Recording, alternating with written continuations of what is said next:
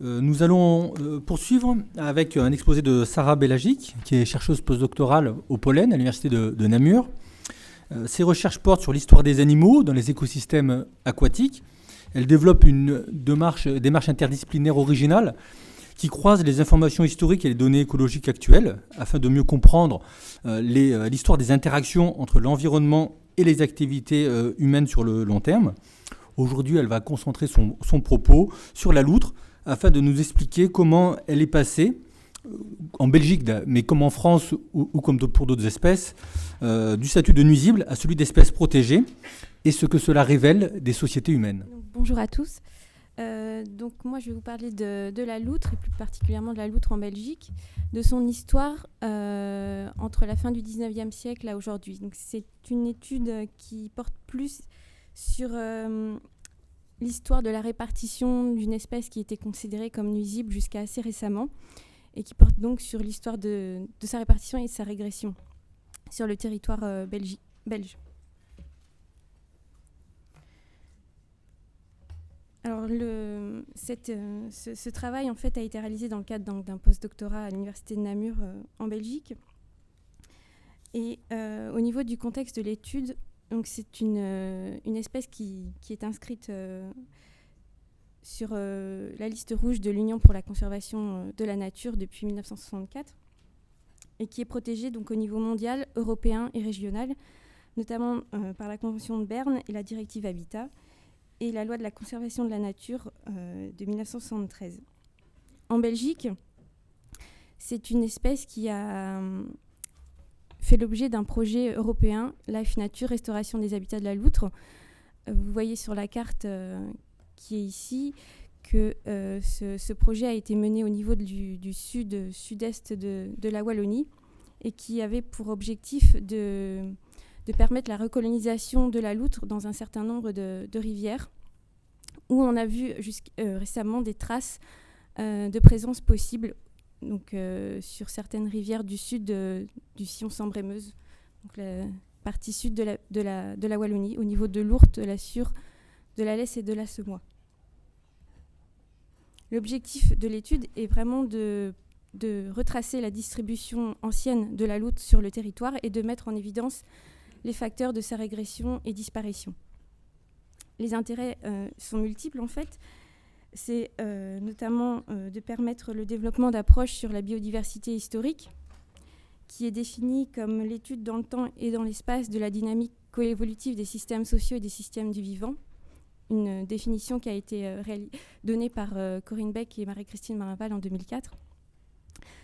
Un autre intérêt est une demande des chercheurs en écologie pour la prise en compte du temps long. De plus en plus d'études sont menées dans cet objectif, et puis d'identifier également l'état d'un écosystème passé. Donc, quelques éléments de biologie et d'écologie de la loutre. C'est un mammifère de la famille des mustélidés, dont font partie la belette notamment, de la sous-famille des lutrinés. C'est un mammifère qui mesure d'1 mètre à 1 mètre 30 pour un poids de 6 à 11 kg, qui est principalement carnivore. Donc son régime alimentaire est composé en grande partie de poissons, qui vit dans les milieux aquatiques et qui est plutôt un animal nocturne. Donc sa répartition vraiment ancienne, c'est un animal qui était autochtone sur le territoire belge et dont la présence est attestée depuis au moins le Mésolithique ancien, donc en moins 9600, moins 8000 en Wallonie. Elle a été observée sur plusieurs sites archéologiques, notamment à Namur, pour les périodes antiques et médiévales, mais on n'a pas trouvé de site plus récent ayant livré du matériel aux ceux de loutre. Donc ça ne veut pas dire que la loutre n'était pas présente et n'était pas présente en grand nombre sur le territoire.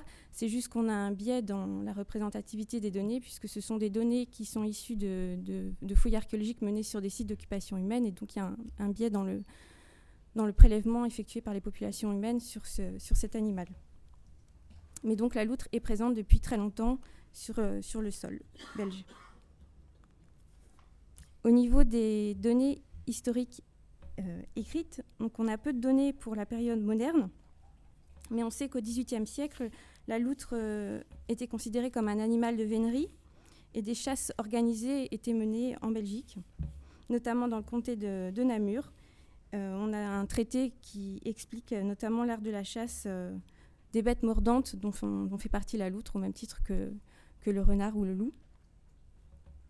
Et on sait que c'est une espèce qui était fortement présente au début du 19e siècle dans la plupart des rivières de Belgique. Les anciens naturalistes la décrivent comme souvent abondante, voire très abondante dans la plupart des cours d'eau de Belgique. C'est un animal qui a été assimilé à un nuisible, voire un prédateur. Donc on a par exemple une ordonnance et un règlement pour l'abattage des loutres dans le comté de Namur de 1711 qui stipule l'abattage de cet animal. Elle est décrite comme un vrai braconnier, comme on peut le voir dans ces citations d'anciennes revues de pêche.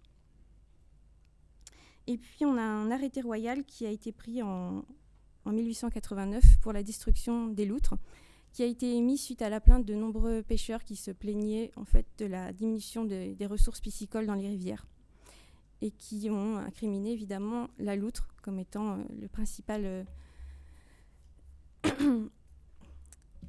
comment dire prédateur je perds mes mots sur ces rivières.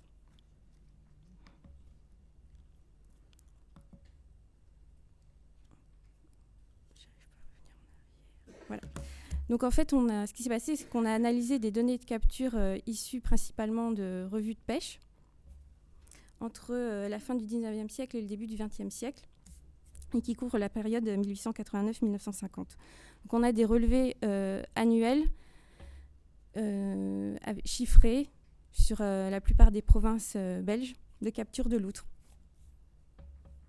Et ce sont ces données donc, qui ont été utilisées et analysées pour permettre de retracer la présence ancienne de cette espèce sur les rivières. Et donc on s'aperçoit qu'il y a à peu près 4000 loutres qui ont été capturées sur tout le territoire belge entre 1889 et 1921, environ 1600 pour la Wallonie. Et on a calculé que ça équivalait à un taux de prélèvement d'environ 10% de la population alors en place. C'est un calcul qui est un peu imprécis, mais qui a le mérite de montrer que le prélèvement a été assez important au niveau de la population alors en place. C'est un calcul qui a été réalisé en prenant comme chiffre 0,5 individus sur 10 km de rivière pour 18 000 km de linéaire de cours d'eau. Libois avait effectué le même calcul il y a quelques années et a été arrivé à un résultat de 20% de la population alors en place. Ce calcul a certes un inconvénient, c'est qu'on ne connaît pas le taux de croissance de la loutre. On ne sait pas si les populations ont tendance à croître ou décroître naturellement, mais il mérite de montrer que le prélèvement, finalement, a été assez important.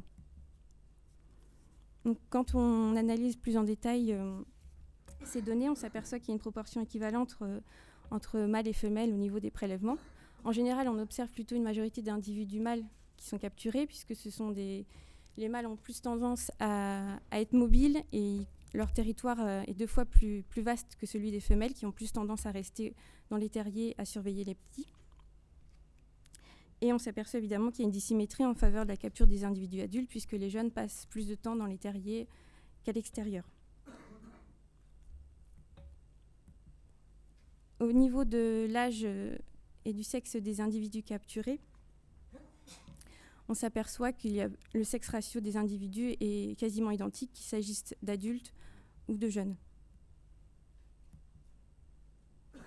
On a, concernant le lieu de capture des loutres dans ces données, on s'aperçoit que la majorité sont prises le long des rivières, ce qui est complètement cohérent avec l'habitat naturel de la loutre, donc qui se situe préférentiellement le long des rivières. Les canaux offrent en effet assez peu d'espace favorable en termes d'accès à la ressource, de refuge ou de qualité d'eau. Et puis la longueur du linéaire du cours d'eau permet à la loutre de se déplacer sur de plus longues distances tout en restant dans le milieu aquatique. Le fait d'utiliser enfin les étangs qui ne sont pas toujours connectés les uns aux autres rend peu difficile en fait, son déplacement.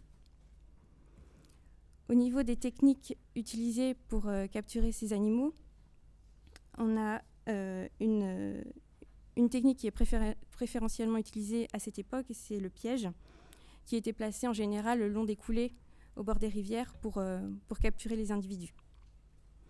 Quant à la chasse aux chiens, ou l'auteur hunting, elle n'a jamais été pratiquée en Belgique, contrairement à d'autres pays comme l'Angleterre ou même en France, où on avait des associations de chasseurs avec des chiens, ce qui n'a pas été le cas en Belgique. Donc de toutes ces données, on a essayé de faire une carte. C'est une carte qui montre les données de capture et non pas les données d'observation. Donc il y a peut-être une sous-estimation de la présence des individus sur le territoire wallon. Donc ici, ça représente la Wallonie seulement. Et on s'aperçoit ici que la loutre était présente sur la plupart des grands axes hydrographiques de la Wallonie, et ainsi que sur les plus petits cours d'eau, et qu'elle était répartie de façon assez homogène. Si on revient donc à la question qui était de savoir quels ont pu être les facteurs de régression de l'espèce, en premier lieu, la politique de repeuplement des cours d'eau et la lutte contre les prédateurs a impacté défavorablement l'espèce, puisque un système de primes a été mis en place lors de l'arrêté royal et a incité énormément les pêcheurs à prendre des loutres. En parallèle de ce système de primes officiel, un autre système de primes a été mis en place par les sociétés de pêche qui venaient compléter donc, le précédent système.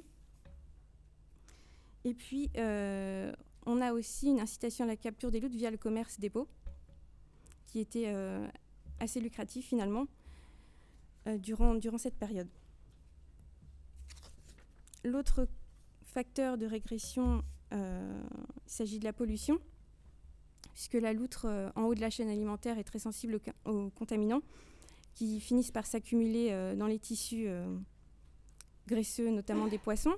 Et plus on monte dans la chaîne alimentaire, plus la concentration est élevée, et la loutre qui est tout en haut de cette chaîne alimentaire est fortement impactée par les métaux lourds, notamment le mercure, le zinc et le cadmium, et puis plus tard par les PCB qui ont commencé à être produits pendant l'entre-deux-guerres en fait.